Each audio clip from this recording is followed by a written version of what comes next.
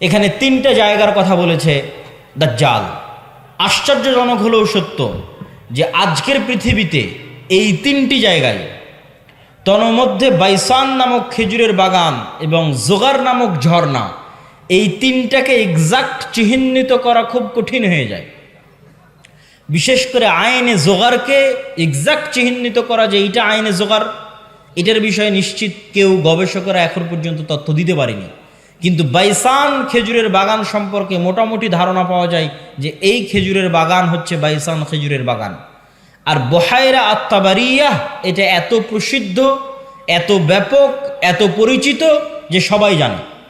এমনকি ইসরায়েলে সারা পৃথিবী থেকে শত শত খ্রিস্টান এই বহায়রা আত-তাবারিয়া দেখার জন্য যায়। এই জন্য দেখার জন্য যায়, তারা মনে করে তাদের তাওরাত, তাদের বাইবেলে ঈসা আলাইহিস সালাতু ওয়াস সালামের যত মোজেজার কথা বলা আছে, সকল মোজেজা তিনি দেখিয়েছিলেন বহায়রা তাবারিয়ার ওপরে অথবা বহায়রা তাবারিয়ার পাশে।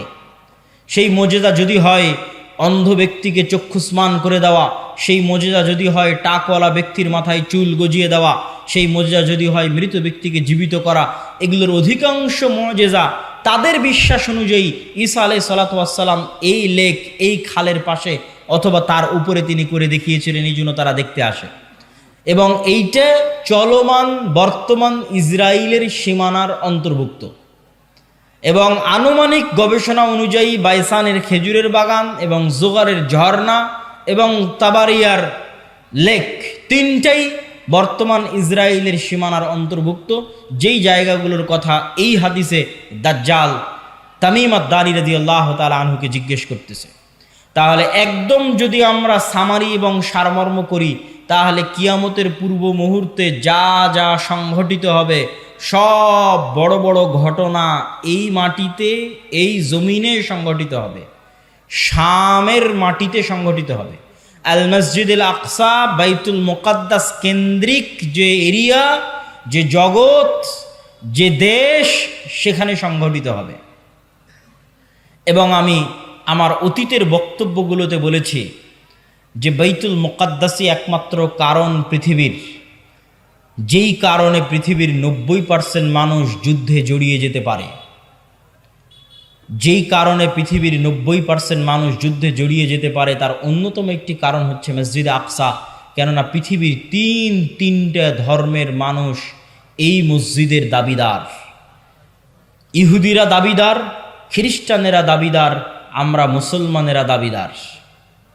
যেহেতু তিনটা ধর্মই আসমানি দিন, আসমান থেকে এসেছে, তিনটা ধর্মের গ্রন্থই আসমানি গ্রন্থ। ওই দুইটা গ্রন্থে বিকৃতি এসেছে, ওই দুইটা ধর্মে বিকৃতি এসেছে। ইসলামে বিকৃতি আসেনি, কোরআনে বিকৃতি আসেনি।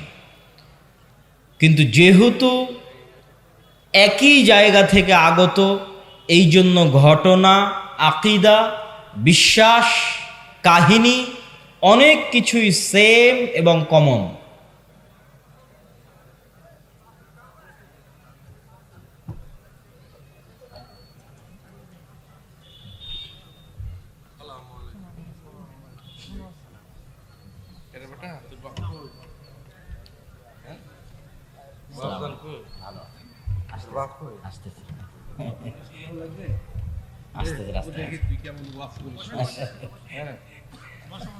তো সম্মানিত উপস্থিতি, আমরা যে বিষয়ে আলোচনা করছিলাম যে বর্তমান মসজিদে আকসা এবং বর্তমান বাইতুল মুকাদ্দাস পৃথিবীর তিনটা ধর্মের নিকটে পবিত্র স্থান। আর এই পবিত্র স্থান হওয়ার কারণ হচ্ছে এই তিনটা ধর্মই আব্রাহামিক রিলিজিয়ান, সেমেটিক রিলিজিয়ান। এই তিনটা ধর্মই মিল্লাতে ইব্রাহিমের দাবিদার, তথা ইব্রাহিম আলাইহিস সালাতু ওয়াস সালামের হিস্ট্রি, ইতিহাসের সাথে কানেক্টেড। আর সেমেটিক রিলিজিয়ান মানে নূহ আলাইহিস সালাতু ওয়াস সালামের 3 সন্তান তার সাথে নৌকায় উঠেছিলেন। একজনের নাম ইয়াফেস, একজনের নাম হাম, আর একজনের নাম সাম। ইয়াফেসের বংশধরেরা হচ্ছে সাদা চামড়া, ইউরোপ, আমেরিকা, রাশিয়া। সামের বংশধরেরা হচ্ছে সেমেটিক তথা মেটে, শ্যামা, হালকা সাদা, হালকা শ্যামা, হালকা মেটে। India, Pakistan, Bangladesh, Saudi, Kuwait, Qatar, Bahrain, এরা হচ্ছে সামের বংশধর। হাম হচ্ছে আফ্রিকান, টোটাল আফ্রিকান এরিয়া হচ্ছে নূহ আলাইহিস সালামের সন্তান হামের বংশধর। তো পৃথিবীতে আল্লাহ যত নবী পাঠিয়েছেন সকল নবী সামের বংশে পাঠিয়েছেন। সামের বংশে ইব্রাহিম আলাইহিস সালাতু ওয়াস সালাম। এই জন্য একটা মজার জিনিস, যারা অনলাইনে আমাদের দেখছেন তারা মনে রাখতে পারেন যে কালার ডিসক্রিমিনেশনের শিকার যারা হন ইউরোপ এবং আমেরিকায়, গায়ের রঙের কারণে ডিসক্রিমিনেশনের শিকার হওয়া, বৈষম্যের শিকার হওয়া, কেননা তাদের মধ্যে একটা আভিজাত্য বোধ কাজ করে যে আমি হচ্ছি সাদা চামড়া, আর এশিয়া থেকে যারা এসেছে তারা সাদা চামড়ার নয়। আপনি দীর্ঘদিন থাকলে এই জিনিসটা ভিতর থেকে অনুভব করতে পারবেন, এই বৈষম্য। তো এটা আপনারা মজার জিনিস জেনে রাখতে পারেন যে ইউরোপ, আমেরিকা তারা যতই সাদা চামড়ার হোক, তারা যেই নবীকে সম্মান করে, শ্রদ্ধা করে, সেই নবী সাদা চামড়ার ছিলেন না। মানে ঈসা আলাইহিস সালাতু ওয়াস সালাম, ঈসা আলাইহিস সালাতু ওয়াস সালামের গায়ের রং আর আমার নবী মুহাম্মদ সাল্লাল্লাহু আলাইহি ওয়াসাল্লামের গায়ের রং এক, মানে শ্যামা মেটে, সাদা চামড়ার সাদা নয়। তথা গোটা ইউরোপ এবং আমেরিকার মানুষ যেই নবীর অনুসারী, যেই নবীর মূর্তি তাদের গির্জায় বানিয়ে রেখেছে, যেই নবীর মা মারিয়াম আলাইহা সালাতু ওয়াস সালামের মূর্তি তাদের গির্জায় বানিয়ে রেখেছে, তারা কেউই সাদা চামড়ার ছিলেন না। এই জন্য বলেছি সেমেটিক রিলিজিয়ান। তথা আল্লাহ সুবহানাহু ওয়া তাআলা সামের বংশে সকল নবী দিয়েছে, ইব্রাহিমের বংশে পরবর্তী সকল নবী পাঠিয়েছে। পৃথিবীর তিনটে ধর্ম ইব্রাহিম আলাইহিস সালাতু ওয়াস সালামের মিল্লাতের দাবিদার। এর কিছু কমন উদাহরণ আপনাকে দিই। ইব্রাহিম আলাইহিস সালাতু ওয়াস সালামকে আমরা বলি ইব্রাহিম, তারা বলে আব্রাহাম। ইব্রাহিম আলাইহিস সালাতু ওয়াস সালামের ছেলে ইসহাককে আমরা বলি ইসহাক, তারা বলে আইজ্যাক, আইজ্যাক নিউটন। যিনি আইজ্যাক তিনি ইসহাক। ইসহাক আলাইহিস সালাতু ওয়াস সালামের ছেলেকে আমরা বলি ইয়াকুব আলাইহিস সালাতু ওয়াস সালাম, তারা বলে জ্যাকব। যিনি জ্যাকব তিনি ইয়াকুব। ইয়াকুব আলাইহিস সালাতু ওয়াস সালামের ছেলে ইউসুফ আলাইহিস সালাতু ওয়াস সালামকে আমরা বলি ইউসুফ, তারা বলে জোসেফ। সেন্ট জোসেফ স্কুল মানে হজরত Yusuf school, there is no difference, কোনো পার্থক্য নাই। যদি আপনি বলেন সেন্ট জোসেফ স্কুল, তাহলে ওরা আপনি যে ইউসুফকে জানেন তাকে উদ্দেশ্য করছে, যে হজরত ইউসুফ আলাইহিস সালাতু ওয়াস সালাম স্কুল। এভাবে আমরা যাকে বলছি দাউদ আলাইহিস সালাতু ওয়াস সালাম, তারা তাকে বলছে ডেভিড। জাস্ট নামের উচ্চারণের পার্থক্য, কিন্তু ঘটনার মধ্যে মিল আছে। আমরা বলছি নূহ, তারা বলছে নোয়াহ। ঘটনার বর্ণনা ধারা বিবরণীতে কিছুটা পার্থক্য আছে, কিন্তু মূল ঘটনাগুলো একই। তথা আদম এবং হাওয়ার যে ঘটনা কোরআনে বর্ণনা করা আছে, কাছাকাছি ঘটনা,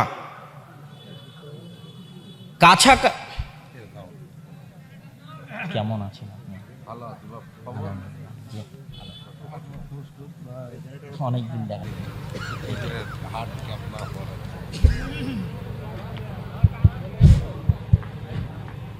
সম্মানিত উপস্থিতি। তো আমরা আলোচনা করছিলাম ইহুদি, খ্রিস্টান এবং ইসলাম, এই তিনটা ধর্ম আব্রাহামিক রিলিজিয়ান। এই জন্য ঘটনার ধারা বিবরণীতে পার্থক্য হলেও মূল ঘটনা একই। তথা তাওরাত এবং ইঞ্জিলে আজও লেখা আছে যে মানুষ বানর থেকে তৈরি হয়নি, মানুষ আদম আলাইহিস সালাম থেকে তৈরি হয়েছে। আমরা বলছি আদম, তারা ওভাবেই বলতেছে। আমরা বলছি হাওয়া, তারা বলছে ইভ। হাওয়া আলাইহিস সালাতু ওয়াস সালামের নামটা চেঞ্জ হয়ে গেছে, ঘটনা একই। আমরা যেমন আমাদের কোরআনে মহাপ্লাবনের ঘটনা আছে নূহ আলাইহিস সালাতু ওয়াস সালামের, কাছাকাছি ওই রকমই মহাপ্লাবনের ঘটনা আজও তাওরাত এবং ইঞ্জিলে আছে। ঘটনার ধারা বিবরণীতে পার্থক্য হতে পারে, কেন ওগুলো বিকৃত হয়ে গেছে। ঠিক তেমনি কুরবানির কথা, ইব্রাহিম আলাইহিস সালাম তার সন্তানকে কুরবানি করছেন, এই কথা তাওরাত জাবুর ইঞ্জিলেও আছে। কিন্তু তারা পরিবর্তন করে দিয়েছে যে ইব্রাহিম আলাইহিস সালাম ইসহাক আলাইহিস সালাতু ওয়াস সালামকে কুরবানি করছেন, আর কোরআন বলছে ইব্রাহিম আলাইহিস সালাতু ওয়াস সালাম ইসমাইলকে কুরবানি করছেন। তো যাক, আমরা সরাসরি বাইতুল মুকাদ্দাসের দিকে চলে আসি এবং আমার বক্তব্যের শেষের দিকে এগিয়ে যাওয়ার চেষ্টা করব। তো ইব্রাহিম আলাইহিস সালাতু ওয়াস সালামের দুই সন্তান ইসহাক এবং ইসমাইল, আজকের পুরো পৃথিবীর ইসরায়েল কেন্দ্রিক যে পলিটিক্স, ফিলিস্তিন কেন্দ্রিক যে পলিটিক্স, এটা যদি বুঝতে চান তাহলে আপনাকে এই জিনিসটা ক্লিয়ার কনসেপ্ট রাখতেই হবে যে আসলে কেন এই জিনিসগুলো ঘটতেছে। তো ইব্রাহিম আলাইহিস সালাতু ওয়াস সালামের দুই সন্তান ইসহাক এবং ইসমাইল। ইসহাক আলাইহিস সালাতু ওয়াস সালাম হচ্ছেন সারা আলাইহা সালাতু ওয়াস সালামের সন্তান, আর ইসমাইল হচ্ছে হাজেরা আলাইহিস সালাতু ওয়াস সালামের সন্তান। ইব্রাহিম আলাইহিস সালাতু ওয়াস সালাম সারার সন্তান ইসহাককে নিয়ে থাকতেন জেরুজালেমে। ইব্রাহিম আলাইহিস সালাতু ওয়াস সালাম থাকতেন কোথায়? জেরুজালেমে। আল্লাহ কোরআনে বলছেন, নাজ্জাইনাহু ওয়া লূতান ইলাল আরদিল্লাতী বারাকনা ফিহা লিল আলামিন। আমি ইব্রাহিমকে আশ্রয় দিয়েছি এই মাটিতে, লূতকে আশ্রয় দিয়েছি এই মাটিতে, যেই মাটিতে আমি বরকত রেখেছি সারা পৃথিবীর মানুষের জন্য, ওই মাটি জেরুজালেমের মাটি। লূত আলাইহিস সালাতু ওয়াস সালামের শহর উল্টিয়ে দেওয়ার পরে আল্লাহ তাকে আশ্রয় দিয়েছেন জেরুজালেমে। আর ইব্রাহিম আলাইহিস সালাতু ওয়াস সালাম তিনি যখন ইরাক থেকে হিজরত করে এসেছেন তখন আল্লাহ সুবহানাহু ওয়া তাআলা তাকে আশ্রয় দিয়েছেন জেরুজালেমে। তার বাপ আজর তাকে ইরাকের ব্যাবিলন নগরী থেকে তাড়িয়ে দিয়েছিলেন। তাহলে ইব্রাহিম আসলেন জেরুজালেমে, লূত আসলেন জেরুজালেমে। ইব্রাহিমের সন্তান ইসহাক ছিল জেরুজালেমে, ইসহাকের সন্তান ইয়াকুবও ছিল জেরুজালেমে। আর ইব্রাহিম আলাইহিস সালাতু ওয়াস সালাম আরেক সন্তান ইসমাইলকে রেখে আসলেন 1500 কিলোমিটার দূরে মক্কায় কাবা ঘরের পাশে। তাহলে একই সাথে একই সময়ে আল্লাহ ইব্রাহিম আলাইহিস সালামের দুই সন্তানকে দিয়ে পৃথিবীর দুইটা মসজিদ আবাদ করাচ্ছেন। আল্লাহর নবী এবং পবিত্র কোরআন বলছে, ইন্না আউওয়ালা বাইতিন উযিআ লিন-নাস বিবাক্কা, পৃথিবীর বুকে প্রথম মসজিদ তৈরি হয়েছে মক্কায় আল্লাহর ইবাদতের জন্য। আর আল্লাহর নবী বলছেন মক্কার 40 বছর পর, কাবার 40 বছর পর মসজিদ তৈরি হয়েছে আল মসজিদ আল আকসা, বাইতুল মুকাদ্দাস। তাহলে ইব্রাহিম আলাইহিস সালাতু ওয়াস সালামের এক সন্তান ইসহাক এবং তার বংশধরেরা আবাদ করছে মসজিদ আকসা, আর ইব্রাহিম আলাইহিস সালাতু ওয়াস সালামের আরেক সন্তান ইসমাইল এবং তার বংশধরেরা আবাদ করছে কাবা, একই সময়ে একই সাথে। আর ইব্রাহিম আলাইহিস সালাতু ওয়াস সালাম নিজে জেরুজালেম থেকে মক্কায় যাতায়াত করেছে 4 থেকে 5 বার। একবার হাজেরা আলাইহিস সালাতু ওয়াস সালাম এবং ইসমাইলকে রাখতে গেছেন, একবার জবাই করতে গেছেন, একবার কাবা ঘর তৈরি করতে গেছেন, একবার ছেলেকে এমনি দেখতে গেছেন, পাননি, স্ত্রীকে তালাক দিয়ে আসতে বলেছেন। লম্বা ঘটনা সহিহ বুখারীতে পাবেন। তাহলে ইব্রাহিম আলাইহিস সালাতু ওয়াস সালাম পৃথিবীর একমাত্র নবী যিনি একই সাথে এই দুইটা পবিত্র মসজিদের সাথে কানেক্টেড, একই সাথে। হুয়া ইব্রাহিম আলাইহিস সালাতু ওয়াস সালাম, তিনি ইব্রাহিম আলাইহিস সালাতু ওয়াস সালাম 5 বার মক্কা থেকে ফিলিস্তিন জেরুজালেম যাতায়াত করেছেন। এবার আসেন হিস্ট্রি সামনের দিকে আগাতে থাকলো। ইউসুফ আলাইহিস সালাম কুয়ায় পড়ে মিশরের বাজারে বিক্রি হয়ে গেলেন। আজকে যেমন ফিলিস্তিন আর মিশর পাশাপাশি, গাজায় আপনি ত্রাণ পাঠাতে পারবেন না মিশর ছাড়া, ওই কালেও একই অবস্থা ছিল, ফিলিস্তিন মিশর পাশাপাশি। ফিলিস্তিনের কুয়াতে পড়ে বিক্রি হলেন মিশরে অর্থমন্ত্রী হলেন, বাপ ভাই দাদা সবকে ডেকে পাঠালেন। 70 জনের পরিবারের বিশাল বহর নিয়ে ইয়াকুব আলাইহিস সালাম গেলেন মিশরে। এই প্রথম ইসহাকের বংশধরেরা ফিলিস্তিন ছেড়ে মিশর চলে গেল। মিশরে ইউসুফ আলাইহিস সালামের রাজত্ব এবং তার পরবর্তীদের রাজত্ব 150 বছর থাকলো। তারপরে যখন বিরোধী পার্টি ক্ষমতায় চলে আসলো, তথা ফেরাউন কিবতীরা যখন ক্ষমতা দখল করে নিল, তো আগের ক্ষমতায় যারা সবচেয়ে বড় জোট ছিল ওদেরকে হত্যা করতে লাগলো। আগের ক্ষমতায় যে বাদশাহ ছিল মিশরের, তার সবচেয়ে বড় জোট ছিল বানু ইসরাইল, ইউসুফ আলাইহিস সালাতু ওয়াস সালাম, তো এদেরকে হত্যা করো। আর ফেরাউন জানতো যে আমি ক্ষমতা হারালে এদের কাছে ক্ষমতা হারাবো, অতএব এদের শিশুদের হত্যা করো, যেন আমার ক্ষমতা দখল করার মতো কেউ না আসে। ওয়াইয নাজ্জাইনাকুম মিন আলি ফিরআউনা ইয়াসুমুনাকুম সুআল আযাব ইউযাব্বিহুনা আবনাআকুম ওয়া ইস্তাহইউনা নিসাআকুম, আমি তোমাদেরকে ফেরাউনের কবল থেকে বাঁচিয়েছি, যেই ফেরাউন তোমাদের ছেলে সন্তানদের জবাই করত। আল্লাহ পবিত্র কোরআনে বলছেন ছেলে সন্তানদের জবাই করত। আজকের ফেরাউন বানু ইসমাইলের ছেলে সন্তানদেরকে গাজায় হত্যা করতেছে। দিন পরিবর্তন হয়েছে, টার্গেট একই। কেননা তারা জানে যে এই ফিলিস্তিন থেকে এমন সন্তান বের হবে যাদের হাতে তাদের পতন অনিবার্য, পতন অবশ্যম্ভাবী। এই জন্য বেরি যেন হতে না পারে, এই জন্য আগে শিশুই হত্যা করে দাও, যেমন ফেরাউন হত্যা করত। সম্মানিত উপস্থিতি, তারপরে ফেরাউনের অত্যাচারে থেকে বানু ইসরাইলকে বাঁচানোর জন্য আল্লাহ মুসা আলাইহিস সালামকে পাঠালেন। মুসা আলাইহিস সালাতু ওয়াস সালামের লম্বা ঘটনা, তিনি বানু ইসরাইলকে সাথে করে নিয়ে পালিয়ে যাচ্ছেন। ফেরাউনকে আল্লাহ লোহিত সাগরে ডুবিয়ে হত্যা করলেন।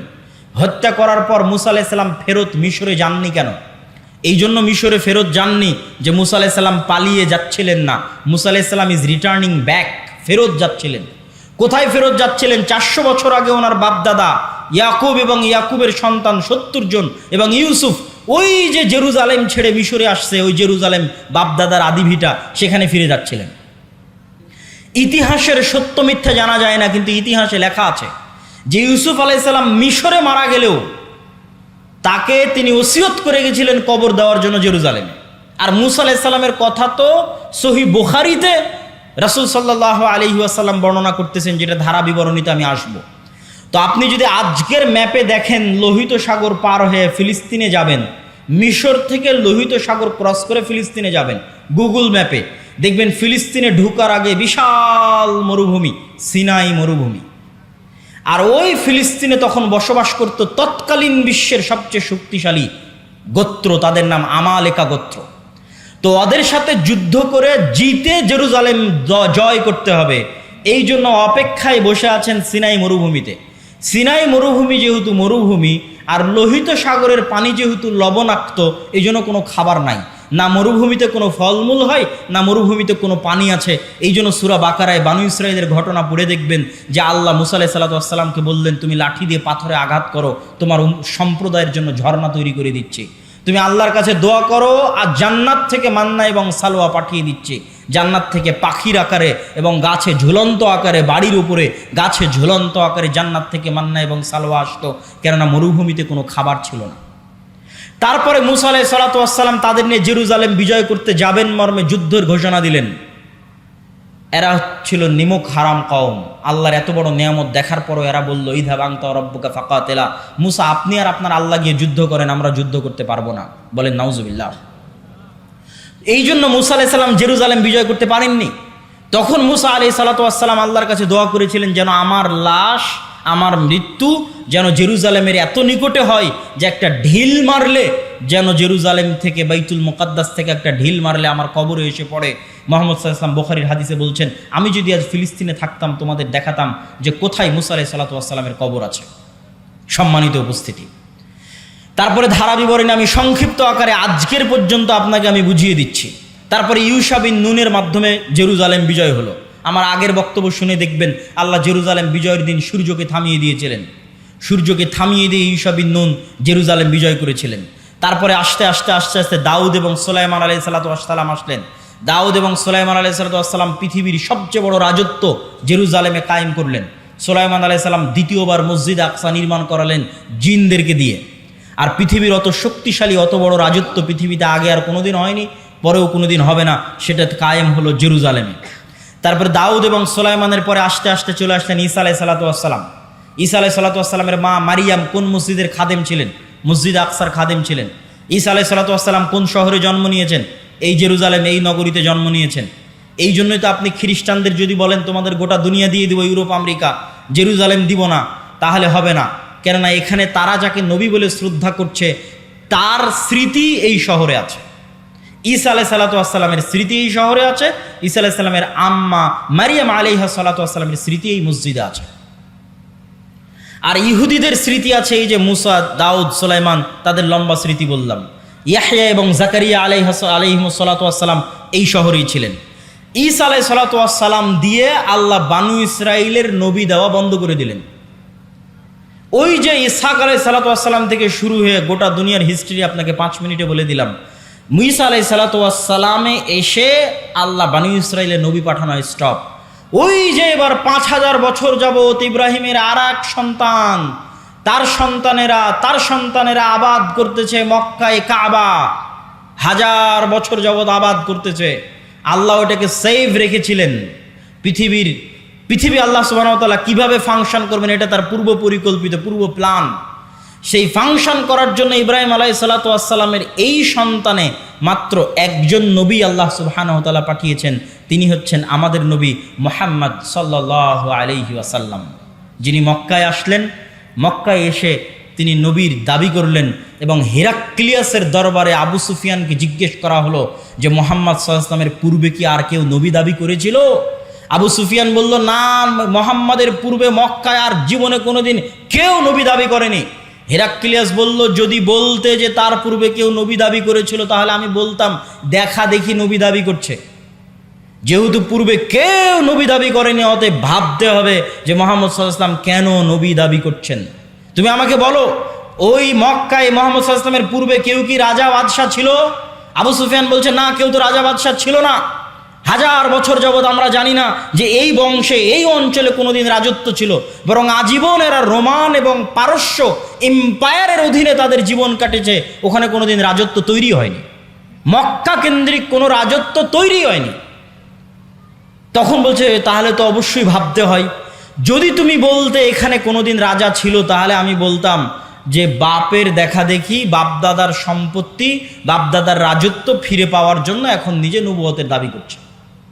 যেহেতু মক্কা কেন্দ্রিক কোনোদিন রাজত্ব তৈরি হয়নি, মক্কায় কোনোদিন কেউ নবী দাবি করেনি, আবার তোমরা বলছো যে ওখানে ইব্রাহিমের সুন্নাত পাওয়া যায়, মানে হিরাক্লিয়াস স্বপ্নে দেখেছিল আরবদের মধ্যে যারা খাতনা করে। হিরাক্লিয়াস সব পাদ্রীদের ডেকে বলছে কারা খাতনা করে? পাদ্রীরা বলল শুধু ইহুদিরা খাতনা করে। বললাম না, আমি স্বপ্নে দেখেছি আরবদের মধ্যে কারা খাতনা করে। আরবদের মধ্যে কেউ খাতনা করে আমি তো জানি না। তখন আবু সুফিয়ানকে ডেকে নিয়ে এসে জানা গেল মক্কার কুরাইশরা যুগ যুগ ধরে খাতনা করে আসতেছে। কেন? মক্কার কুরাইশদের আদি পিতা তো ইসমাইল আলাইহিস সালাতু ওয়াস সালাম, যিনি ইব্রাহিমের সন্তান। এটা ইব্রাহিমের সুন্নাত, মিল্লাতে ইব্রাহিমের সুন্নাত। সম্মানিত উপস্থিতি, এই জায়গায় হলো সুপারিয়রিটিতে ধাক্কা।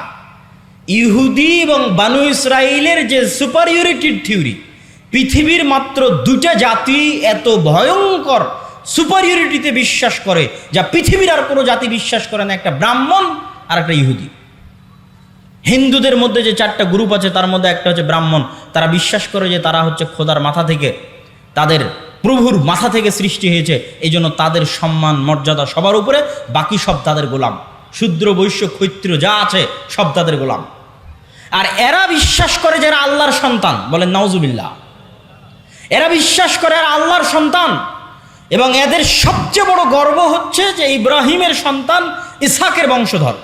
যদিও আজকের আধুনিক বিশ্বে কোনো প্রমাণ নাই যে চলমান ইসরায়েলে যারা বসবাস করছে এরা ইব্রাহিম আলাইহিস সালাতু ওয়াস সালামের ব্লাডলি কানেক্টেড। কি জন্য প্রমাণ নাই? আমার আগের আলোচনা থেকেই দলিল পেয়ে যাবেন। আগের আলোচনায় বলেছি ইব্রাহিম আলাইহিস সালাতু ওয়াস সালাম নূহের সন্তান সামের বংশধর, না নূহের সন্তান হামের বংশধর, না নূহের সন্তান ইয়াফিসের বংশধর?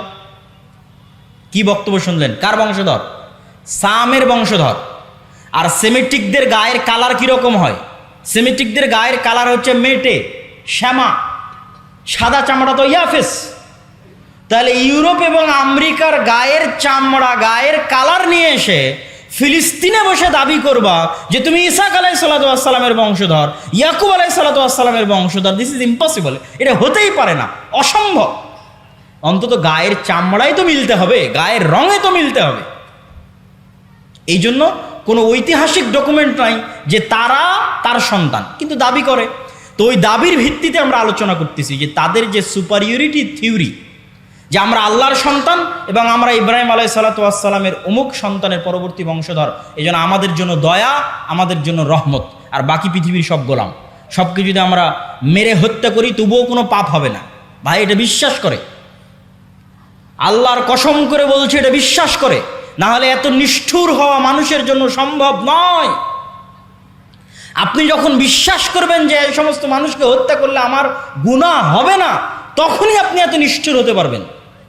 যে গত 10 দিনে আপনি 9-10,000 মানুষকে হত্যা করছেন, কিন্তু আপনার অন্তর কাঁপে না। কেন কাঁপে না? আপনি তো বিশ্বাসই করেন না যে গুনাহ হবে। ওই যে সুপারিয়রিটি থিওরি, সারা পৃথিবীর সব মানুষকে যদি হত্যা করে দেওয়া হয় তবুও তাদের দৃষ্টিতে তারা গুনাহগার হবে না, কেন? তারা হচ্ছে আল্লাহর সন্তান আর বাকি সব হচ্ছে গোলাম। এই হচ্ছে তাদের বিশ্বাস। এই সুপারিয়রিটি থিওরিতে সবচেয়ে বড় ধাক্কা দিয়েছে মুহাম্মদ সাল্লাল্লাহু আলাইহি ওয়াসাল্লাম। কেন? মুহাম্মদ সাল্লাল্লাহু আলাইহি ওয়াসাল্লামও বললেন আমি ইব্রাহিমের বংশধর। কথা কি আমার বুঝতে পারছেন? মুহাম্মদ সাল্লাল্লাহু আলাইহি ওয়াসাল্লাম ইব্রাহিমের সন্তান, ইসমাইলের বংশধর, বানু ইসমাইল। আর তারাও জানতো যে আরবে শেষ নবী আসবে। এই জন্য ঈসা আলাইহিস সালাতু ওয়াস সালামের মৃত্যুর পরে অনেক ইহুদি মদিনায় চলে গেছিল। বানু কুরাইজা, বানু কায়নুকা, বানু নাজির সবগুলো চলে গেছিল মদিনায়। তারা অপেক্ষা করছিল তাদের মধ্যে শেষ নবী আসবে, আরবে আসবে, তাদের বংশে আসবে।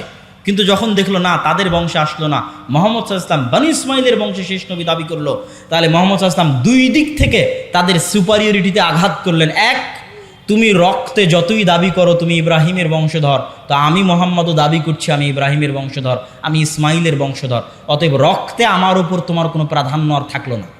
শেষ, আমার উপর তোমার প্রাধান্য রক্তে থাকলো না। এই জিনিসটা তারা বুঝে গেল। এবং তারা এটাও বুঝে গেল যে মুহাম্মদ সাল্লাল্লাহু আলাইহি ওয়াসাল্লামের কওমের জন্য আল্লাহর পক্ষ থেকে তাদের কিতাবে বর্ণিত যত ওয়াদা, যত রহমত, যত বরকত, সব রহমত, সব বরকত এবার মুহাম্মদ সাল্লাল্লাহু আলাইহি ওয়াসাল্লাম এবং তার উম্মতের জন্য আসবে। এই জন্য তাদের পৃথিবীতে সবচেয়ে বড় শত্রু হচ্ছে ইসলাম এবং মুসলমানেরা, দুইটা কারণে। অন্যদেরকে তো ওরা বিশ্বাসই করে না যারা ইব্রাহিমের বংশধর, অন্তত তাদের কিতাবে তো ইব্রাহিমের আর এক সন্তান ইসমাইলের নাম লেখা আছে, যে ইব্রাহিমের আর এক সন্তান ইসমাইল, এবং তারা এটা বিশ্বাস করে যে আরবরা হচ্ছে ইসমাইলের বংশধর। এই জন্য এটা হলো তাদের সবচেয়ে বড় ভয়ের কারণ, যে তাদের সুপারিয়রিটি থিওরিতে আঘাত করেছে ইসলাম এবং মুসলমানেরা। সম্মানিত উপস্থিতি, আজকের এই জেরুজালেমে যে ভয়াবহ অবস্থা তৈরি হয়েছে, এই ভয়াবহ অবস্থার পিছনে কারণ কি? আগের যুগের অনেক ইতিহাস আমি অন্য বক্তব্যে আলোচনা করেছি।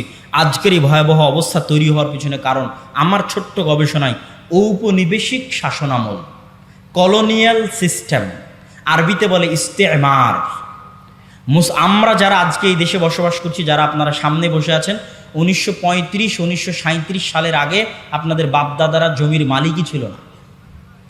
আপনি আজকে যে জমির দলিল নিয়ে দাবি করছেন এই জমি আমার, এই দাবি 35-37 আগে এই অঞ্চলের মানুষ করতে পারত না।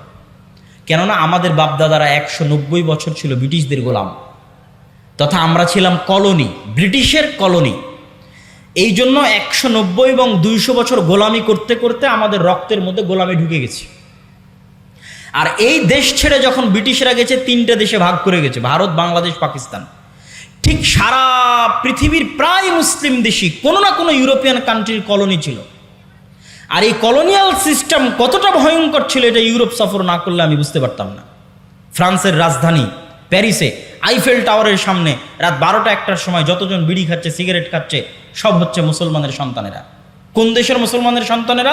যেই দেশ ফ্রান্স শাসন করত। ফ্রান্সের কলোনি ছিল আফ্রিকার বহু অঞ্চল। আজ বহু অঞ্চল বিদ্রোহ করতেছে, নাইজার, আলজেরিয়া, বহু অঞ্চল বিদ্রোহ করতেছে ফ্রান্সের বিরুদ্ধে। তো ওই সমস্ত অঞ্চলগুলো কলোনি ছিল। ভাগ্যিস ভালো যে ব্রিটিশরা আমাদেরকে মোটামুটি একটা স্বাধীনতা দিয়ে গেছে। ফ্রান্স অতটুকু স্বাধীনতা দেয়নি। ফ্রান্স বলেছে তোমার রিজার্ভ ব্যাংকের টাকা আমার ব্যাংকে থাকবে, তুমি কোনো অস্ত্র কিনতে পারবা না আমার কাছে ছাড়া, তুমি বৈদেশিক কোনো চুক্তি করতে পারবা না আমার অনুমতি ছাড়া, অথচ নাকি স্বাধীন। এভাবে তারা স্বাধীনতা দিয়ে এসেছে। কলোনিয়াল সিস্টেম ভয়ঙ্কর। তো ঠিক আজকের যেই শাম, আজকের যেই ফিলিস্তিন, ইসরায়েল, জর্ডান, লেবানন, কাতার, দুবাই, বাহরাইন, এগুলো আজ থেকে 50-60 বছর আগে ছিলই না।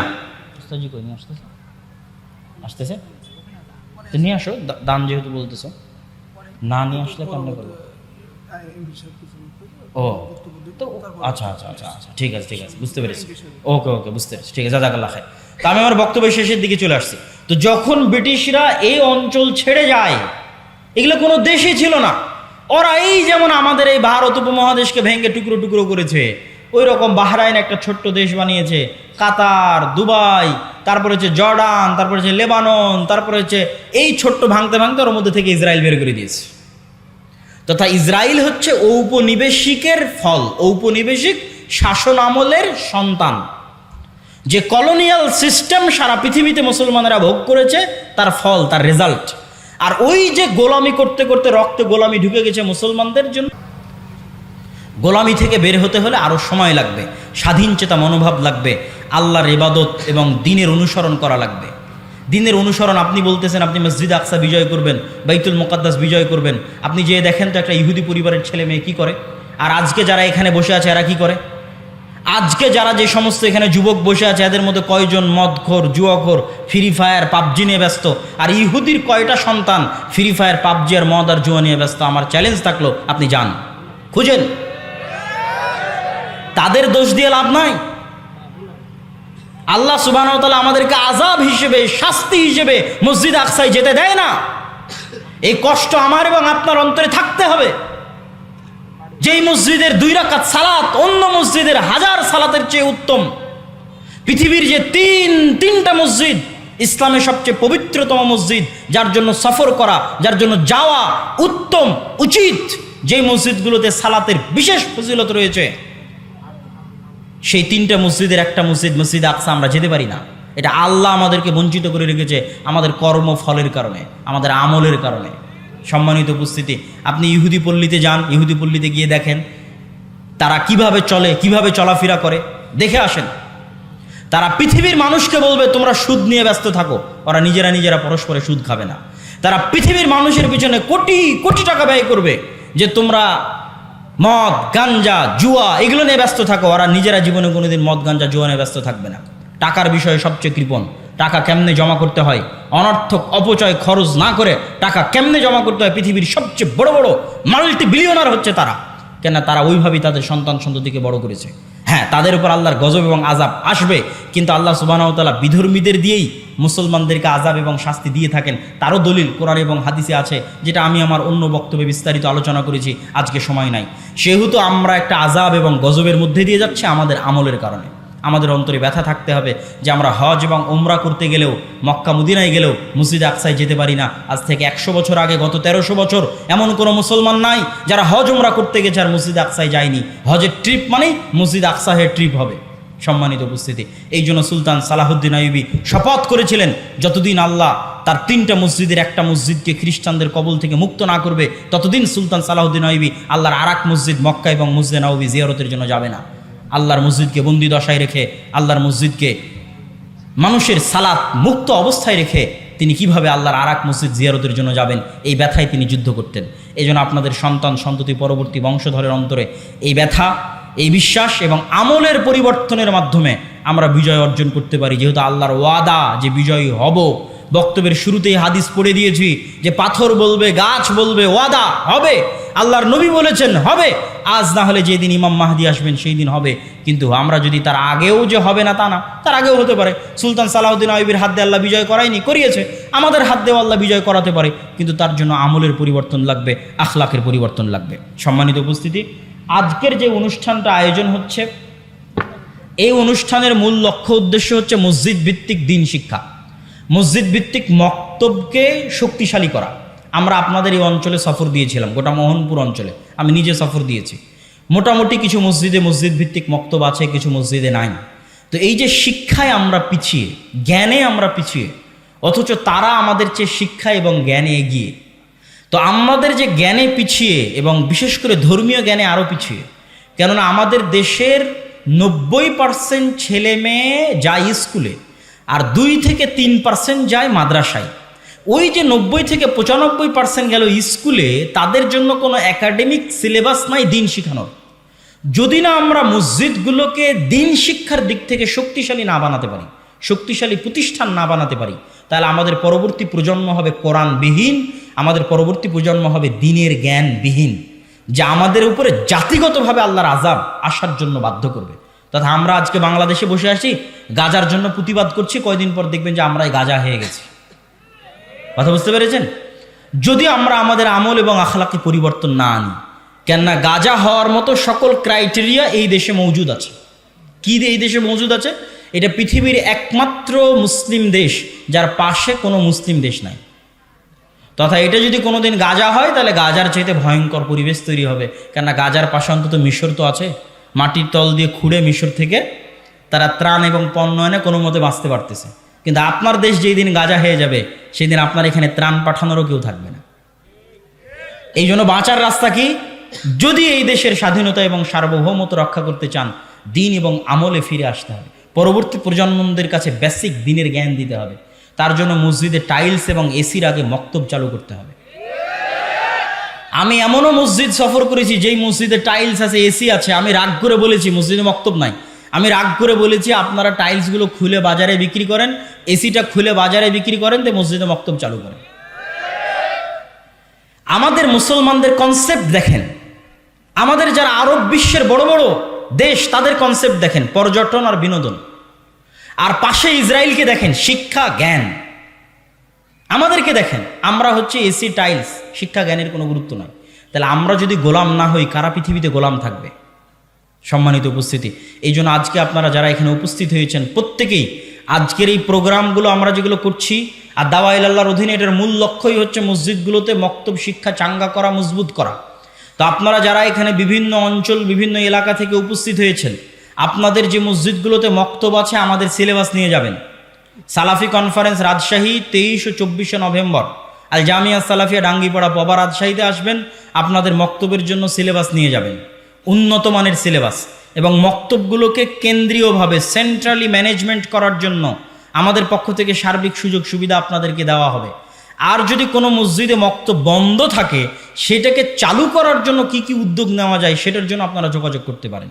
কিন্তু যে মসজিদগুলোতে চালু আছে, তারা দ্রুত গতিতে চেষ্টা করেন আমাদের সাথে সম্পৃক্ত হয়ে ওই মসজিদগুলোর ইমামদেরকে শিক্ষাগত ট্রেনিং দেওয়ার মাধ্যমে এবং ওই মসজিদের সিলেবাসের মান বাড়ানোর মাধ্যমে ওইটাকে একটা প্রতিষ্ঠানে রূপান্তর করা।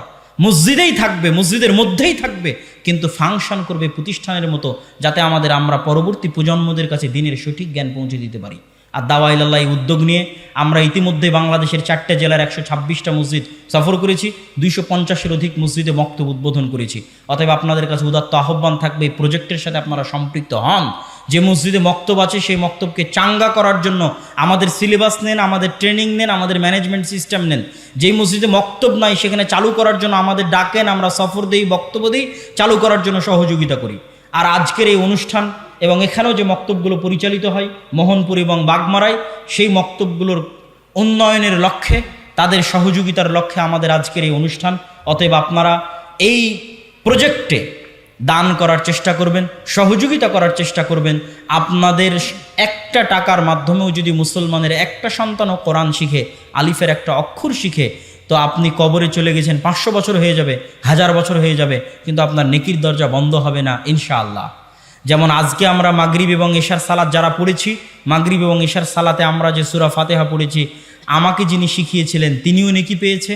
তার আগে আল্লাহর নবী পর্যন্ত যতজন আমার কাছে এই সূরা ফাতিহা পৌঁছানোর জন্য কাজ করেছে, সবাই আমার এই সূরা ফাতিহা পড়ার নেকি পেয়েছে। বলেন আল্লাহু আকবার। অতএব এই নেকি থেকে বঞ্চিত হবেন না। আমি দায়িত্বশীল এবং স্বেচ্ছাসেবক ভাই যারা আছে তাদেরকে বলবো, আপনারা ভিতরে প্রবেশ করেন। আর আমার বক্তব্যের পরে সম্মানিত এমপি মহোদয়, যিনি আজকের আমাদের প্রধান অতিথি, তিনি আপনাদের সামনে আলোচনা করবেন। তারপরে আমাদের শ্রদ্ধেয় ওস্তাদ শেখ আব্দুর রাজ্জাক বিন ইউসুফ হাফিজাউল্লাহ, তিনিও আপনাদের সামনে আলোচনা পেশ করবেন ইনশাআল্লাহ। কই স্বেচ্ছাসেবক ভাইয়েরা? তানজিল ভাই, স্বেচ্ছাসেবকরা নাই? যে স্বেচ্ছাসেবক ভাইয়েরা আপনারা ভিতরে যান। আপনারা কেউই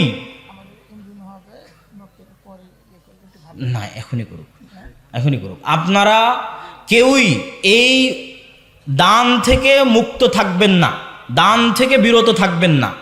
এমনকি যারা আমরা স্টেজে আছি তারাও চেষ্টা করব সংক্ষিপ্ত হলেও আমরা যেন এটাতে অংশগ্রহণ করতে পারি, অল্প হলেও যেন আল্লাহ সুবহানাহু ওয়া তাআলা কই নয়, তোমরা স্টেজে যারা তাদের কাছে না, আপনি দরকার হয় অন্যের কাছ থেকে ধার করে হলেও এই প্রজেক্টে অংশগ্রহণ করুন। 5 টাকা 10 টাকা অতি আল্লাহ সুবহানাহু ওয়া তাআলা বরকত দিবে। এবং আমরা আল্লাহ সুবহানাহু ওয়া তাআলার কাছে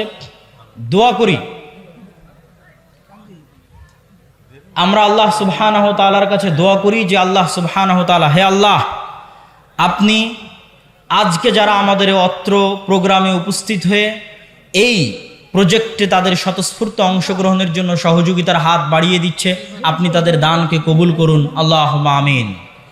এবং আমাদের ফিলিস্তিনের, হ্যাঁ দিব, আচ্ছা, আমাদের ওকে শেষ করে দিচ্ছি। আমাদের ফিলিস্তিনের, ইনশাআল্লাহ, হে আল্লাহ সুবহানাহু ওয়া তাআলা, আমাদের ফিলিস্তিনের যে সমস্ত ভাই এবং বোনেরা নিহত হচ্ছে, এখন পর্যন্ত 9000 মারা গেছে, হে আল্লাহ, আপনি তাদেরকে শহীদ হিসেবে কবুল করুন, আল্লাহুম্মা আমিন। হে আল্লাহ, গাজার মুসলমানদের উপর পৃথিবীর স্মরণকালের ভয়াবহ যে অত্যাচার, যে জুলুম চলতেছে, আপনি তাদের উপর থেকে সেই জুলুম, সেই অত্যাচার উঠিয়ে নিন, আল্লাহুম্মা আমিন। হে আল্লাহ, ইন্নাকা আলা কুল্লি শাইইন কাদির, আপনি আপনার শক্তি, আপনি আপনার ক্ষমতা, আপনি আপনার সাহায্য সহযোগিতা মুসলমানদের জন্য পাঠিয়ে দিন, আল্লাহুম্মা আমিন। হে আল্লাহ, আপনি আমাদের জন্য সুলতানান নাসিরা, এমন একজন শাসক পাঠান যেই শাসকের হাত দিয়ে আমরা পুনরায় মসজিদে আকসা, বাইতুল মুকাদ্দাস বিজয় করতে পারবো, আল্লাহুম্মা আমিন। হে আল্লাহ, আজকে যারা এই দানে অংশগ্রহণ করছে, আপনি তাদের এই দানকে কবুল করুন, আল্লাহুম্মা আমিন। আমাদের যারা পূর্বে মারা গেছে তাদের কবরকে প্রশস্ত করে দিন, আল্লাহুম্মা আমিন। আপনারা কেউই এই দান থেকে বিরত থাকবেন না। স্টেজে যারা আমরা আছি তারাও অংশগ্রহণ করব। কেউই আপনারা এই দান এবং এই সহযোগিতা থেকে 10 টাকা 5 টাকা হলেও তাতে অংশগ্রহণ করবেন এবং আল্লাহর কাছে দোয়া করবেন, আল্লাহ যেন আদ-দাওয়া ইলাল্লাহ এর যে প্রজেক্ট, মসজিদ ভিত্তিক মক্তব শিক্ষা, এই প্রজেক্টকে যেন আল্লাহ কবুল করে, আল্লাহুম্মা আমিন।